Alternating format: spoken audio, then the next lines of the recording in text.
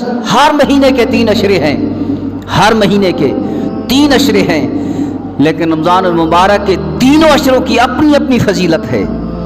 پہلے اشرے کی اپنی فضیلت، دوسرے اشرے کی اپنی فضیلت، تیسرے اشرے کی اپنی فضیلت۔ حالانکہ اگر رجب کو دیکھا جائے تو اس میں 27 رجب اس کی اپنی فضیلت ہے، آخری اشرہ۔ ربیع الاول کو دیکھا جائے تو 12 ربیع الاول دوسرے اشرے کی اپنی فضیلت، محرم کو دیکھا جائے تو پہلے اشرے کی اپنی فضیلت۔ لیکن رمضان المبارک یہ ایسا مہینہ ہے کہ اس مہینے میں تینوں اشروں کی اپنی اپنی فضیلت ہے۔ پہلے مہینے کی اپنی فضیلت، دوسرے کی اپنی فضیلت، تیسرے کی اپنی فضیلت، تینوں کی فضیلت ہے۔ فرمایا وَهُوَ الشَّهْرُ أَوَّلُهُ رَحْمَةٌ وَأَوْسَطُهُ مَغْفِرَةٌ وَآخِرُهُ عِتْقٌ مِّنَ النَّارِ۔ ماہ مقدس رمضان المبارک وہ مہینہ ہے کہ جس کا پہلا عشرہ رحمت کا عشرہ ہے، دوسرا عشرہ مغفرت کا عشرہ ہے، اور تیسرا عشرہ جہنم سے آزادی کا عشرہ ہے۔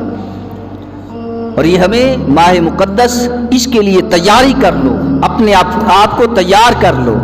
رمضان المبارک کے اندر کھانا پینا کیسے اپنا استعمال کرنا ہے، سحری کیسے کرنی ہے، افطاری کیسے کرنی ہے، سارا دن اپنے آپ کو کھانے سے بچانا کس طرح ہے، روزے کا مقصد کیا ہے۔ روزے کا مقصد تقوی پرہیزگاری ہے، متقی کیسے بننا ہے، پرہیزگار کیسے بننا ہے، گناہوں سے دور کیسے رہنا ہے، نیکیاں کیسے کرنی ہے، ذکر و اذکار کیسے کرنا ہے۔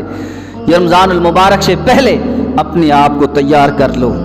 رمضان المبارک سے پہلے اس شعبان کے مہینے میں اپنے آپ کو رمضان المبارک کے لیے تیار کرنا، یہ سنت مصطفیٰ ہے۔